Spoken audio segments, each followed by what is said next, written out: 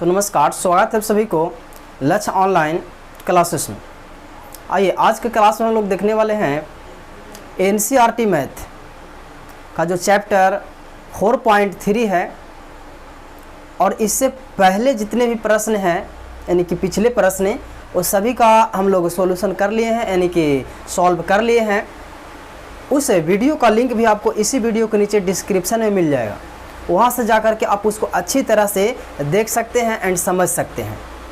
इस वीडियो में हम लोग देखने वाले हैं कि जो पूर्ण वर्ग संख्या जो बनाने का बात करता है कि जो दिए गए समीकरण का पूर्ण वर्ग विधि से गुणनखंड बनाए यानी कि हल करें। तो आइए आज का इस वीडियो में यानी क्लास में आपको पूर्ण वर्ग बनाने का जो टेक्निक है, जो तरीका है, वो आपको आज हम सिखलाने वाले हैं। तो ध्यान से आप वीडियो को देखते रहिएगा और ये भी इस वीडियो में ही बताएंगे कि कौन सा समीकरण का पूर्ण वर्ग करना है और कौन से जो समीकरण दिया है उसको पूर्ण वर्ग नहीं करना है। ठीक है, तो आइए हम लोग शुरू करते हैं। इससे पहले यदि आप चैनल पे पहली बार आए हैं तो आप इसको सब्सक्राइब भी कर सकते हैं, क्योंकि आपका फ़ायदा ही है ना। आपको कोई चार्ज नहीं लग रहा है, आप फ्री में यहाँ से सीखिए और अच्छे खासा नंबर आप बोर्ड एग्ज़ाम में प्राप्त कीजिए। मैं यही आपको शुभकामनाएं देता हूँ। चलिए तो स्टार्ट करते हैं आज के क्लास को। और एनसीईआरटी बुक से भी हम लोग सॉल्यूशन कर रहे हैं। आपका 100% प्रश्न यहीं से आता है। ये हर एक साल के एग्जाम में देखा गया बात है कि 100% प्रश्न आपका यहीं से आता है। तो इस चलते आप इस किताब को छोड़िएगा मत, ध्यान से इसी पर आप फोकस रखिए, आपका काम यहीं से बनेगा। चलिए तो स्टार्ट करते हैं। यानी कि देखिए जी, सबसे पहले तो आप समझ लीजिए कि आखिर द्विघात समीकरण होता क्या है ना। इससे पहले नॉर्मल गुणनखंड की तरह है आपको बताया गया है, लेकिन यहाँ से आपको शुरू हो रहा है द्विघात समीकरण का सूत्र का प्रयोग करते हैं। तो सबसे पहले हम लोग जानेंगे कि जो द्विघात समीकरण होता क्या है। द्विघात समीकरण सभी को पता होगा कि द्विघात समीकरण क्या है। देखिएगा, है ना, द्विघात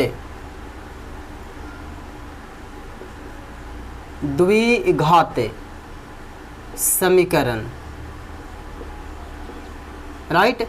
देखिए द्विघात समीकरण क्या होता है। यदि आप द्विघात बहुपद, द्विघात समीकरण इस सब के बारे में डिटेल्स में समझना चाहते हैं तो आपको 4.1 में जाना होगा, क्योंकि वहाँ पे जितने इसे संबंधित सूत्र होता है, जितने प्रकार होता है इसका, हम सब वहाँ पे डिटेल्स से बता दिए हैं।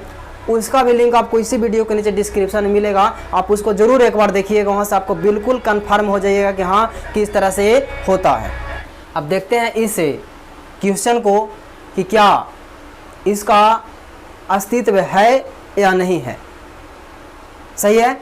आइए अब ये जो हम डी लिखे थे, एक बात और याद रखिएगा, ये जो हमें डी लिखे हैं, ठीक है, चलिए इधर बता देते हैं। जो डी लिखा गया है, डी का मतलब होता है, ठीक है, डी को सूचित किया जाता है विवेचक, विवेचक, ठीक है, विवेचक, या फिर इसी को कहा जाता है कहीं कहीं विवितकरण, विवितकरण, ठीक है। विवेचक या विवितकरण को सूचित डी से किया जाता है और इसका फॉर्मूला जो होता है, विवेचक निकालने का जो सूत्र होता है वो होता है यानी कि d बराबर बी स्क्वायर माइनस 4ac। क्या होता है, तो d बराबर बी स्क्वायर माइनस 4ac, और यही वह फॉर्मूला है जो आपको बताएगा कि किसको अस्तित्व है और किसको अस्तित्व ना है।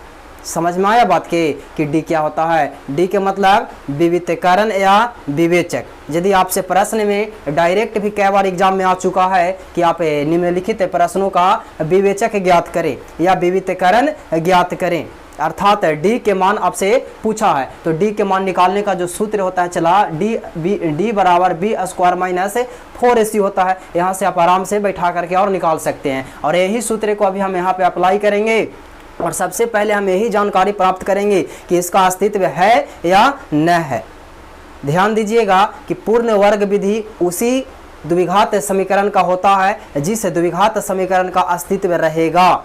जिसका अस्तित्व नहीं है उसको द्विघात सूत्र पर भी नहीं बैठाना है, पूर्ण वर्ग विधि से भी नहीं बनाना है। यदि अस्तित्व रहेगा तभी यह सब फंक्शन काम करता है, अस्तित्व नहीं रहेगा तो आपको कोई फंक्शन काम नहीं करने वाला है। तो आइए देखते हैं इसको सबसे पहले कि इसका अस्तित्व है कि नहीं है, यानी अस्तित्व को जांच करते हैं सबसे पहले। ठीक है, तो ध्यान दीजिएगा कि पहले ए होता है, क्या होगा, ए होता है। हमने यहाँ पे लिख दिया है कि पहले क्या होता है, ए होता है। तो ए बराबर 2 और बी बराबर -7 और डी बराबर हो गया 3। देखिए ए बी सी, तो ए बी सी सभी को मान लिख लिए। अब लिखते हैं जांच। अब जांच कहाँ करना है कि अस्तित्व है कि नहीं, अस्तित्व का जांच करने के लिए आपको डी बराबर फॉर्मूला बैठाना होगा। डी बराबर फॉर्मूला बैठाइएगा तो निकलेगा कि बी स्क्वायर और -4ac। देखिए अगर प्रश्न अगर ये भी रहता कि हमको इसको निकाल देना है विवेचक, फिर भी यही काम करते हैं, लेकिन विवेचक ना कह के आपको कह रहा है कि अस्तित्व जांच करें, फिर भी यही काम करेंगे। सही है। चलिए अब बताइए कि b के मान क्या है, d के तो इसे छोड़ देना है ना, b के मान क्या है -7, तो -7 लिख देंगे। ठीक है, और माइनस है और 4ac, a के मान कितना है 2 है, तो यहाँ 2 बैठा लीजिए।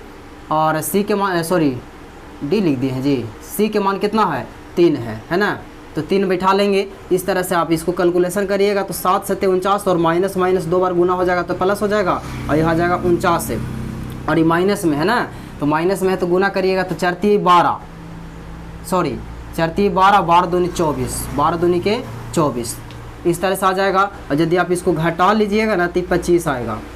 सही ना, 49 में से 24 घटेगा तो 25 बचेगा, और इसी 25 को हमको रखना है d बराबर। अब बताइए कि d के मान 0 से छोटा है कि बड़ा है। देखिएगा बाबू, d के मान जब बड़ा होता है 0 से तो अस्तित्व है और 2 विहीन मूल होगा। जो इसका आंसर आएगा हल करने पर द्विघात समीकरण से बैठाइए या पूर्ण वर्ग विधि से बनाइए। हम आपको सिखाएंगे दोनों विधि, बस आप ध्यान से इस वीडियो को देखते चले जाइए, कहीं पे स्किप नहीं करना है, नहीं तो लास्ट में आप बोलिएगा सर समझ में नहीं आया।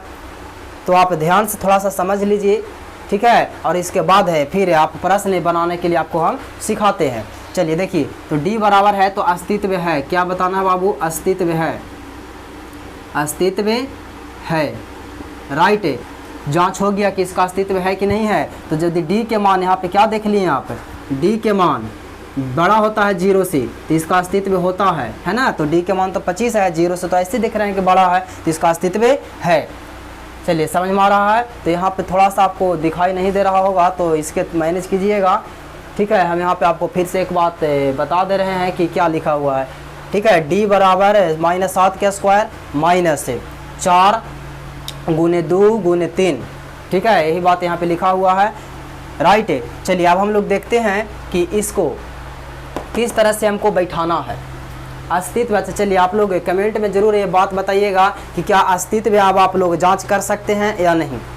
हमें कमेंट में ज़रूर इस बात को आप कंफर्म कराइएगा कि हाँ सर अब हम अस्तित्व को जांच कर लेंगे। अगर इस तरह से प्रश्न आ गया तो हम अस्तित्व को जांच कर लेंगे कम से कम, राइट। चलिए हम आपको होमवर्क में एक प्रश्न देते हैं, इस प्रश्न का आप लोग सोल्व कर करके और इसका उत्तर हमें कमेंट कर दीजिएगा आप लोग। ठीक है, हमें इस प्रश्न को कल आप लोग को करवा देंगे। मानते हैं कि हम दे रहे हैं 4x स्क्वायर। ठीक है, ये आपका क्वेश्चन है जी होमवर्क में, राइट। और माइनस 3x और प्लस में है 1 है, ठीक है, और बराबर में 0 है। अब हमें कोई दिक्कत नहीं है कि इसका गुणनखंड होगा कि नहीं होगा, सिर्फ आप हमको अस्तित्व d के मान निकाल करके और बताइएगा कि अस्तित्व है या अस्तित्व नहीं है। हम इस प्रश्न को कल पुनः प्रयास करेंगे आपको सोल्व करके दिखाने के लिए। ठीक है, फिलहाल आप घर पे करने का प्रयास है ज़रूर कीजिएगा। सही है, तो चलिए आज के लिए बस इतना ही, हम लोग फिर से मिलेंगे अगले क्लास में। हाँ, यदि आप वीडियो को पूरा देखते हैं तो आप शेयर ज़रूर किया कीजिए, और लाइव क्लास के लिए आप लोग अधिक से अधिक मात्रा में लाइक कर दीजिए। कम से कम इस वीडियो पर अगर 10 लाइक अगर आप लोग एक दिन में पूरा कर दिए तो हम आपको लाइव क्लास के द्वारा अब मैथ पढ़ाने का सोचेंगे। ठीक है, चलिए, और अपने राय हमें ज़रूर कमेंट में बताएं कि आप क्या चाहते हैं हमसे, कौन सा सब्जेक्ट की तैयारी हमसे आप करना चाहते हैं। हम आपके लिए बिल्कुल तैयार हैं। ठीक है, तो चलिए आज के लिए बस इतना ही, फिर से मिलते हैं हम लोग अगले क्लास में। तब तक के लिए जय हिंद, जय भारत।